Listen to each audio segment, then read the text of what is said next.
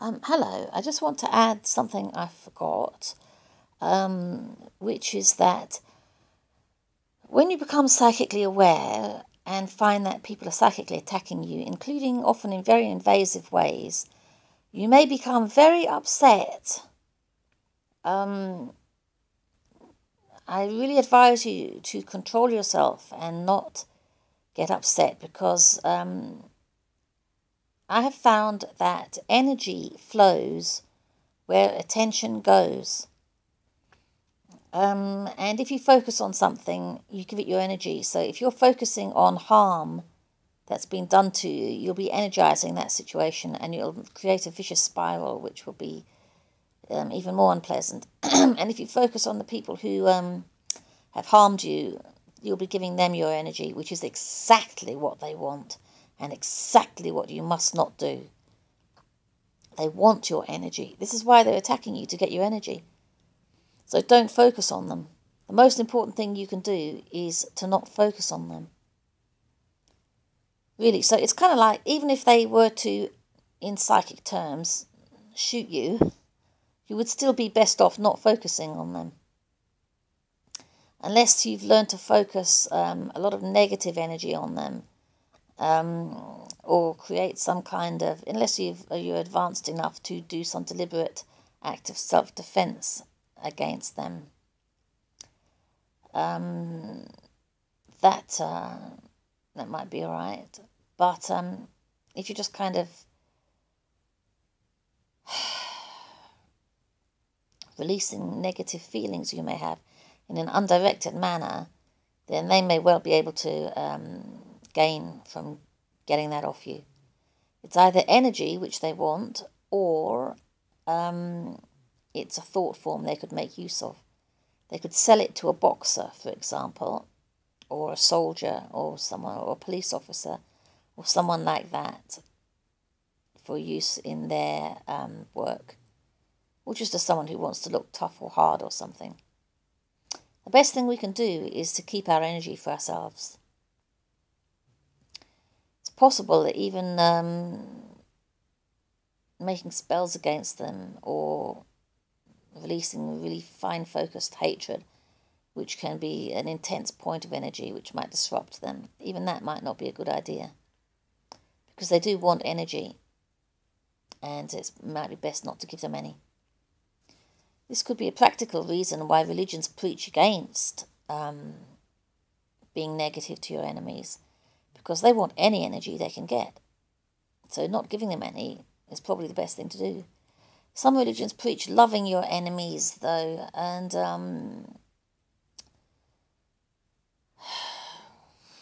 some of them don't seem to like that. They don't all like that energy, but some do. In my experience, it's probably best not to give them any energy, really. You know, if different things work for different people, fine. But my own experience is that it's really best to try very, very hard not to give them any energy at all. They work in these things work in a way that is not fully familiar to us, and if we don't know exactly what we're doing, it might be best not to do anything, because if you make a mistake, they might know how to benefit from it. So if you don't do anything, then they're eventually going to run out of whatever energetic resources they have, and maybe they'll die, or maybe they'll have to go into some sort of hibernation or something, I don't know. Return to whence they came, I don't know, but I think that they'll start to be in a less fortunate, weaker position, and we can only benefit from that. So I really advise not giving them any energy. It takes a hell of a lot of self-control and self-will to learn not to react when they're so harmful to you as they can be, but you've really got to do it for your own sake and everybody else's as well. I was going to say that some people say that psychopaths may be alien half-breeds. the offspring of angels who fell from heaven, as it says in Genesis chapter 6. They may be, but whether or not they are, whether or not they're just human, or whether they are crossbreeds with other species, they may well be those who are doing these things. Apparently, they're 4% of every population around the world. In England, that would be, I don't know, at least 1 million people. That's quite a few. Apparently, they recognise each other and form communities, which means they may have been breeding true for thousands of years, for all we know, and producing strains of predatory personality types. They may be the people who run these secret societies. They may con other people into serving them in these secret societies, but they're probably the ones who are running them. If they have a religion, it's probably Satanism. They probably came up with Satanism. They probably came up with devil worship. Apparently they think they're worshipping their ancestors. The pharaohs of ancient Egypt apparently thought that some of their ancestors were gods. And they say these secret societies descend all the way back from ancient times and prehistoric times, as far as the rest of us know. So there could be actual families spread everywhere, really, breeding true strains of psychopaths. That's pure strains of psychopaths, who've studied us for thousands of years and know exactly how to control and manipulate entire societies of human beings. You can get some interesting information on this kind of thing on YouTube, so you could look it up. Just look up things like the New World Order, secret societies, things like that.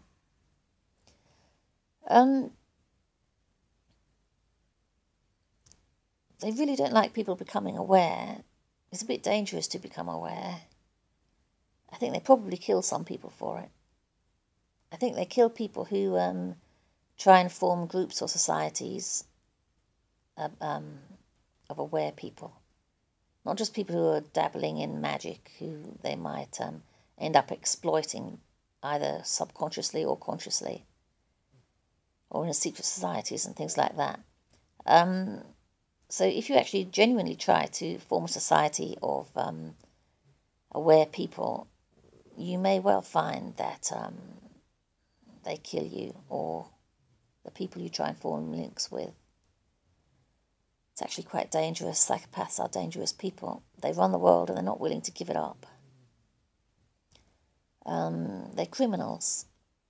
And criminals are dangerous. They don't just give up when you try and reclaim your society. This is why people have things like neighbourhood watch schemes, where they try and help each other, and they often find that they get repercussions from criminals in the area as a result. These people like to control us. They do not like to give up controlling us. As we know, a lot of people in charge are actually involved in criminality. In charge of society are actually involved in criminality. Even paedophilia, drug trafficking, gun running. This has all been in the news. They start wars for money, wars to get wealth. And they always have done for thousands of years. They're highly dangerous, and it's a difficult and dangerous task to take them on.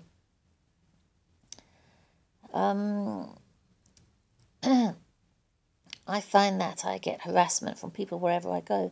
This is called gang stalking and targeted harassment. I think the people who say they're being gang stalked might not even believe the things I have to say. I find them even more amazing than the things that they think are amazing. And they'd probably think I was mad and if I told them about them, and wouldn't want to know about what I had to say. I can go on a day trip to somewhere I know I have never been before. And total strangers will say my name as I pass them. the number of times I would hear my name spoken, especially my first name, but even both my first and my last name spoken as I pass people is just way outside the realm of chance. If you listen to all during the day, even just one day, but even preferably several days, picked randomly for the number of times you hear your name mentioned, even just your first name mentioned, as you go about your daily business, you'll find it's quite rare. It is for most people, but I hear it spoken often, even in places I've never been to before. I mean, not necessarily often, but quite a few times, 8 or 10 or more times during the course of the day, and that's when I'm listening for it. If I'm not listening for it, then it's probably being spoken other times as well that I haven't been listening for it during. In more busy places, I listen less because I'm too busy trying to get past people, in a crowd. If it's less busy, then I tend to listen more because I can do that without bumping into someone. But, yeah, they are psychic, they are everywhere, and they do want to make you feel that you're surrounded. But I don't really know if I particularly am surrounded. I think they may be the majority, but it may just be because they know who they want to pick on and how much they want to pick on you. And everywhere you go, if they want to victimise you, they can, because they're everywhere. 1 million people don't live in one place. I know they form communities, but they're spread out so they can keep control over as much as an area as they can, as many people as they can. So they will. There'll still be a lot of them, though, especially in areas that are highly populated, like town centres and main streets and so on. So if they want to make somebody feel targeted, they can do, because everyone has to go shopping in the main street to get their food and groceries and stuff, and all that kind of thing. So if they want to pick on someone and target them, they can do so easily, because you can't go and get your food from out of thin air. You can't just click your fingers and have your food. You have to go to places where they are, where they will be, and they'll target you there if they want to. So you can't really get away from them. So if they want to target you, they can, basically. So they don't necessarily have to be the majority. They can just make you feel like they are by making sure they have a strong presence around you at all times. If someone does become more aware, like I have, they probably will surround you and target you just endlessly, really, to make you feel like they're the majority. I do actually feel like they're the majority. In fact, I do see so many of them so many times that I do feel like they're the majority, to be honest. I know I've just taken a rationalistic, objective viewpoint, but I still think, given how often this does happen, how much it happens, that they are actually the majority. But, as I said before, they do fear us anyway. Otherwise, they wouldn't even be keeping up a pretense. They would just go ahead and put us in cages like farm animals and stick tubes in our heads or something and electronically farm us like in the film The Matrix or something. So I do think they have reason to fear us still. Although I wouldn't be at all surprised if they were setting up some kind of control system to control us completely and really closely. I do feel like we're in the last days, as the Bible says, when we either survive or fall to evil. Apparently we will lose and fall to evil and then have to be saved by God. Apparently they're setting up, according to videos I've seen on YouTube, the authorities, as they like to call themselves, are setting up various computer interface scenarios where people will be linked into super powerful computers to form one mind. And I think that is what will be hell, because if you form one mind, you can't really be pulled apart from that mind again necessarily. I've tried meditating on this slightly and feeling what it would be like to be in one mind, to be in a melded mind. I think actually the only way I could do it was to get in touch with such a big melded mind, and or minds. Several attempts, made 2 or 3 attempts, for which I think might have contacted one or more minds, real minds, melded minds, and they're enormously powerful. You only have to go literally about a couple of steps into them to start feeling them pulling at you very powerfully and tearing your mind apart and using the pieces of it to fit them into a bigger supermind. And it's with difficulty that you pull yourself away from them. If you stumbled into it foolishly and didn't go bit by bit, you'll probably never escape. Thousands of people pulling at you, which is what they are. These minds are. They're people, minds. Thousands of them pulling at you have more strength than you have as one single person. And if they get hold of you, they'll drag you into them and never let you go. So don't try that, because if you do, you'll probably end up dead. I mean, not dead, but well, is it a kind of death to be sent to be captured forever by something you don't want to be captured by? Yeah, fate worse than death, I would say. I think. So if you ever try that, if you really can't stop yourself from trying that, for God's sake, just try the tiniest bit. You'll soon find they drag and pull at your mind. And make sure you get out of there before they get strong enough to pull you in, because they'll do stealthy things as well, like finding some part of your mind they can grab hold of really strongly and then grabbing hold of those parts all together and dragging at you. So really just don't even do it. Or if you do it for the tiniest bit, not even 1 step, maybe just half a step, and see what I mean. If you really must. In fact, I advise you don't do it. I advise you not to. Yeah, that might be the projected loss of souls to hell, and those people who don't go in it, who refuse it, survive.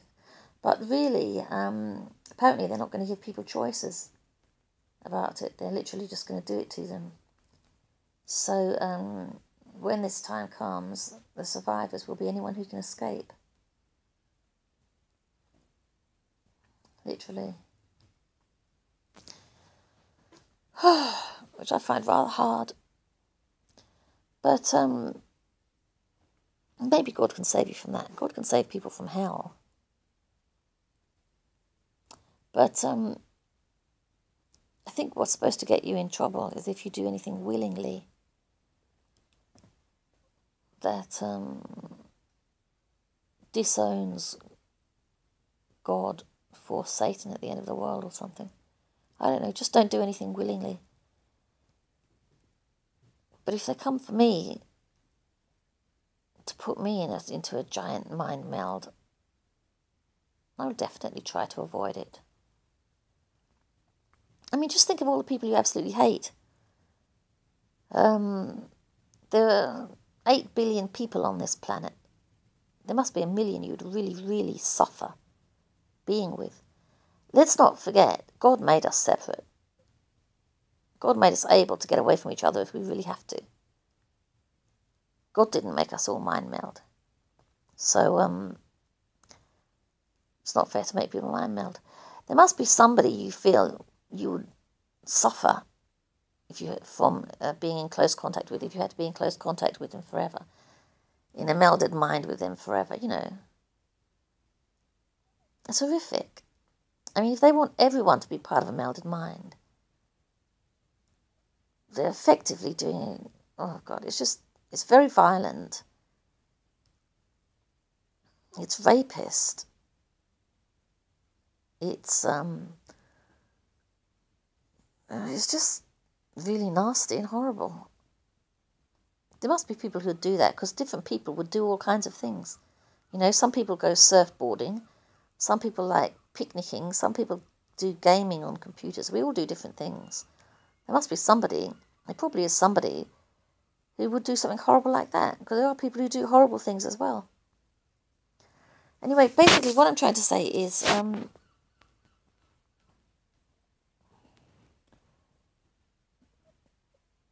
these people are very dangerous. And if you start to become aware of them, you'll start to find out how distressing they are. And how dangerous they are. And you just need to stay calm about it, basically.